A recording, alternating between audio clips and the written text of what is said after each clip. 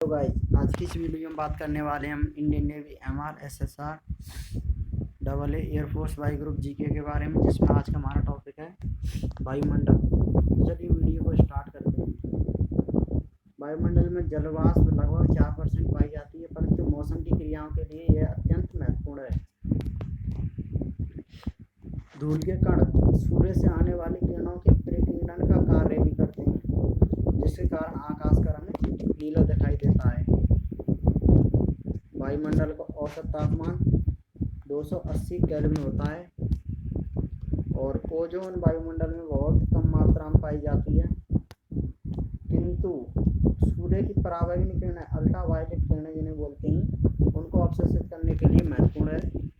अब बात करें सुपरसोनिक जेट विमानों से निकली हुई nitrogen oxide, air conditioner, refrigerator आदि से निकली क्लोरोफ्लोरोकार्बन CFC, कहीं कहीं पर CFC की फुल फॉर्म पूछ ली जाती है। क्लोरोफ्लोरोकार्बन ओजोन परत को अधिक क्षति पहुंचाता है, और यहाँ से क्वेश्चन बनता है कि ओजोन परत को सबसे अधिक क्षति कौन पहुंचाता है, तो CFC ऑप्शन में CFC दिया जाएगा या फिर क्लोरोफ्लोरोकार्बन। तो आपको CFC या क्लोरोफ्लोरोकार्बन पर टिक कर देना है। ठीक है, अब बात करते हैं वायुमंडल में गैसों का वितरण। तो नाइट्रोजन वायुमंडल में सबसे अधिक मात्रा में 78.8%। कभी एग्जाम में इनका परसेंट भी पूछ लिया जाता है कि वायुमंडल में नाइट्रोजन कितने परसेंट है, तो इसका हो जाएगा 78.8%। ऑक्सीजन हो जाएगा 20.94% और आर्गन 0.93% और कार्बन डाइऑक्साइड 0.036%। और कार्बन डाइऑक्साइड तो पूछा जा चुका है नेवी MR में। और हाइड्रोजन की बात करें तो 0.0005% हाइड्रोजन पाई जाती है वायुमंडल में। अब बात करते हैं कि समदाब रेखाएं किसे कहते हैं। आइसोबार जिनको बोला जाता है, समदाब रेखाएं जिनको आइसोबार बोलते हैं, ये सागर तल पर समान वायुदाब वाले क्षेत्रों को मिलाने वाली रेखाएं होती हैं। और सागर तल पर वायुदाब सर्वाधिक 1013.25 MB होता है। अब बात करते हैं वायुमंडल की संरचना। तो क्षोभमंडल जो कि 0 से 16 किलोमीटर की ऊंचाई पर स्थित है क्षोभमंडल, और इसमें मौसमी घटनाएं होती हैं। और बात करें समताप मंडल जो कि 16 से 50 किलोमीटर की ऊंचाई पर स्थित है समताप मंडल, उसमें वायु परिवहन होता है और ओजोन परत पाई जाती है। और मध्य मंडल यह है 50 से 80 किलोमीटर की ऊंचाई पर, 50 से 80 किलोमीटर की ऊंचाई पर मध्य मंडल पाया जाता है। ऊंचाई के साथ तापमान में गिरावट होती है, जैसे जैसे हम ऊंचाई पर जाते जाएंगे ना, तो वैसे वैसे तापमान में गिरावट होती जाएगी। ठीक है, अब बात करते हैं हम इससे आगे आयनमंडल की, जिसकी ऊंचाई है 80 किलोमीटर से 640 किलोमीटर, और इसमें विद्युत आवेशित कण पाए जाते हैं। क्वेश्चन पूछा जाता है कि विद्युत आवेशित कण किस मंडल में पाए जाते हैं, तो आयन मंडल में, जिसकी ऊंचाई है 80 से 640 किलोमीटर, और रेडियो तरंगें इसी मंडल से वापस पृथ्वी पर लौटती हैं। क्वेश्चन पूछा जाता है कि रेडियो तरंगों को परावर्तित करने वाला मंडल है, तो वो हो जाएगा आयन मंडल। ठीक है, याद रखिएगा। और बाह्य मंडल जो कि 640 किलोमीटर से ऊपर होता है, वो होता है बाह्य मंडल, और इसका तापमान होता है 5000 डिग्री सेल्सियस।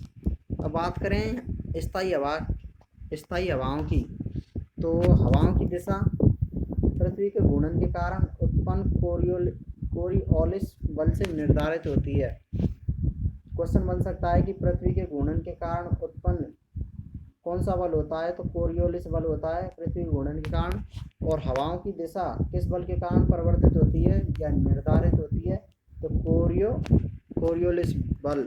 और इसके साथ ही हवा उच्च वायुदाब से निम्न वायुदाब की ओर बहती है। क्वेश्चन पूछा जा सकता है कि जो हवा होती है वह किस प्रकार बहती है, तो वह होगी उच्च वायुदाब से निम्न वायुदाब की ओर।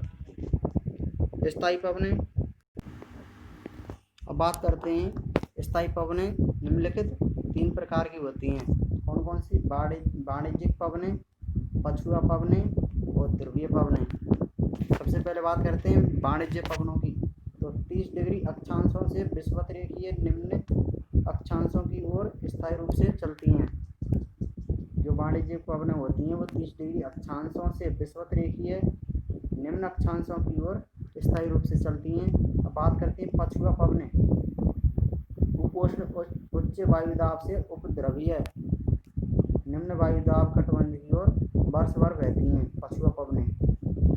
और पछुआ पवनों को 40 डिग्री दक्षिणी अक्षांश के पास गरजती चालीसा और 50 डिग्री अक्षांश के पास प्रचंड पचासा और 60 डिग्री दक्षिणी अक्षांश के पास चीखती साटा कहते हैं। इनके उपनाम है 40 डिग्री अक्षांश पर गरजती चालीसा, पछुआ पवनों को गरजती चालीसा बोलते हैं, और 50 डिग्री अक्षांश पर प्रचंड पचासा बोलते हैं, और 60 डिग्री दक्षिणी अक्षांश के पास चीखती साठा बोलते हैं। अब बात करें ध्रुवीय पवनों की, तो ध्रुवीय पवनें ध्रुवों से उपध्रुवीय निम्न दाब की ओर चलती हैं। अब बात करें स्थायी पवनें, तो स्थानीय पवनें। अब यहाँ पर स्थानीय पवन और संबंधित स्तर दिए गए हैं, तो चलिए इनको देखते हैं। हॉर्न, ये स्थानीय पवन है और आल्प्स पर्वत से संबंधित है हॉर्न। अब चिनूक है, चिनूक उत्तरी अमेरिका से संबंधित है, और मिस्ट्रल फ्रांस से संबंधित है, और सिरक्को सहारा मरुस्थल, और जो बर्ग है बर्ग दक्षिण अफ्रीका से, और सिमूम ईरान से, और सांता आना कैलिफोर्निया से, और लू चलती है भारत और पाकिस्तान में। और जो बादलों के प्रकार के बारे में जानते हैं अब, तो बादलों के प्रकार, पछाप बादल, सर्वाधिक ऊंचाई पर पाए जाने वाले बादल होते हैं पछाप बादल, और चक्रवात की सूचना देते हैं कौन से? पछाप बादल। एग्जाम में क्वेश्चन पूछा जाता है कि सर्वाधिक ऊंचाई पर पाए जाने वाले बादल हैं, तो पछाप बादल हो जाएंगे, और चक्रवात की सूचना देने वाले बादल पछाप बादल, और पछाप स्तरीय बादल बाद में बात करें हम, तो पछाप स्तरीय बादल की, तो इसमें सूर्य एवं चंद्रमा के चारों ओर प्रभामंडल बनाते हैं। मतलब पछाप उत्तरी बादल जो होते हैं वो सूर्य एवं चंद्रमा के चारों ओर प्रभामंडल बनाते हैं और चक्रवातों की भी सूचना देते हैं। तो बात करें उच्च स्तरीय बादल की,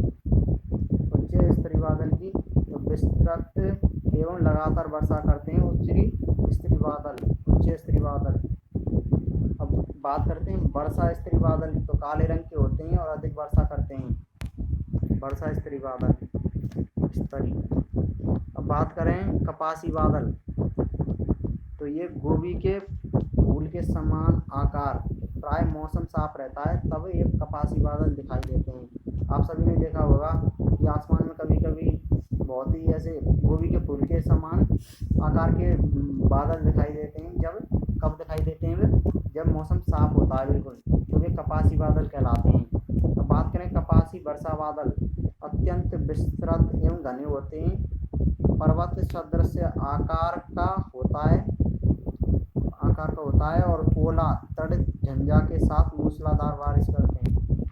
जो कपासी वर्षा बादल होते हैं वे विस्तृत एवं घने होते हैं और ये पर्वत के समान दिखाई देते हैं, और जो ओला होते हैं तड़ित झांझा, मतलब बिजली चमकती है ना, उसके साथ ही मूसलाधार वर्षा करते हैं। अब बात करते हैं चक्रवातों की, जो कि स्थलमंडल के अंदर ही आता है। तो चक्रवात निम्न दाब के केंद्र होते हैं। इनमें केंद्र से बाहर की ओर वायुदाब बढ़ता जाता है। अब बात करें चक्रवातों की दिशा, उत्तरी गोलार्ध में घड़ी की सुइयों के विपरीत, मतलब वामावर्त। इसका मतलब जो घड़ी की सुई की दिशा होती है वो दक्षिणावर्त होती है, और जो चक्रवातों की दिशा उत्तरी गोलार्ध में वो वामावर्त हो जाएगी, वामावर्त। ठीक है। अब बात करते हैं दक्षिणी गोलार्ध में घड़ी की सुइयों के अनुकूल, मतलब दक्षिणावर्त रहेगी। उत्तरी गोलार्ध में चक्रवातों की दिशा होगी वो वामावर्त, मतलब इस प्रकार से उत्तरी ध्रुव में इस प्रकार से। और जब बात करें हम दक्षिणी ध्रुव की, तो दक्षिणी ध्रुव में दक्षिणावर्त हो जाएगी घड़ी की सुइयों के समान इस प्रकार से। अब बात करते हैं जब केंद्र में दाब अधिक होता है तो केंद्र से हवाएं बाहर की ओर निकलती हैं, जिसे प्रति चक्रवात कहते हैं।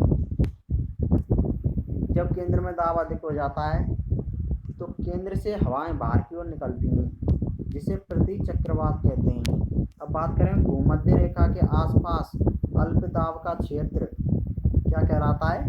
डोलड्रम। पूछा जाता है क्वेश्चन के भूमध्य रेखा के आसपास अल्प दाब का जो क्षेत्र होता है उसे क्या कहते हैं? तो डोलड्रम बोलते हैं इसको।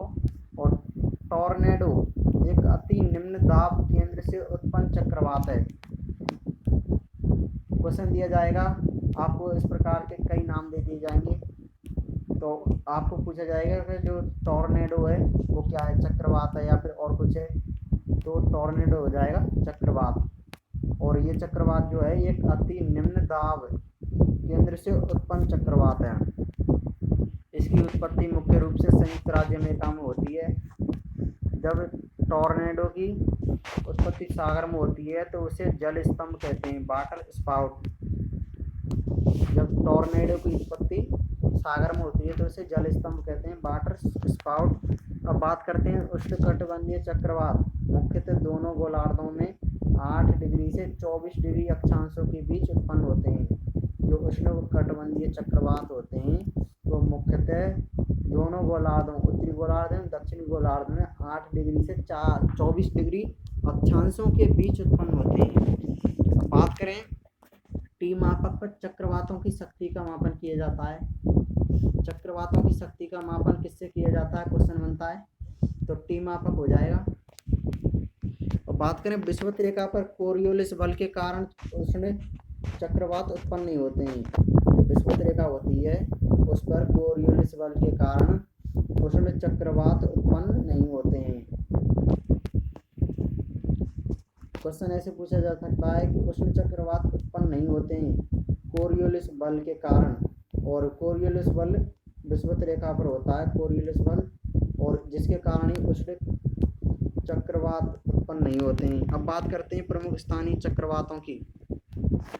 तो टॉर्नेडो एक चक्रवात है जो कि मिसिसिपी नदी बेसिन अमेरिका के अंदर है।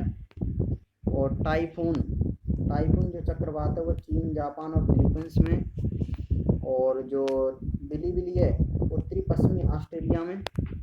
और बात करें हरिकेन, तो हरिकेन है मैक्सिको की खाड़ी में। और चक्रवात बोला जाता है इनको भारत में चक्रवात, मतलब अब तक जो आपने देखा था और चक्रवातों के बारे में पढ़ा था वो चक्रवात मतलब विभिन्न देशों में इनके अलग अलग नाम है। हमारे भारत देश में चक्रवात को चक्रवात ही बोलते हैं, ठीक है। अब बात करें कि टॉर्नेडो बोला जाता है अमेरिका में, चीन, जापान और फिलीपींस में बोलते हैं टाइफून। जैसे हम चक्रवात बोलते हैं वैसे चीन, जापान और फिलीपींस में टाइफून बोला जाता है चक्रवातों को। और बिलीबिली बोलते हैं उत्तरी पश्चिमी ऑस्ट्रेलिया में। और जो हरिकेन बोला जाता है वो मैक्सिको की खाड़ी में। इससे आगे अब बात करते हैं जलमंडल, इसके बारे में हम अगली वीडियो में बताएंगे।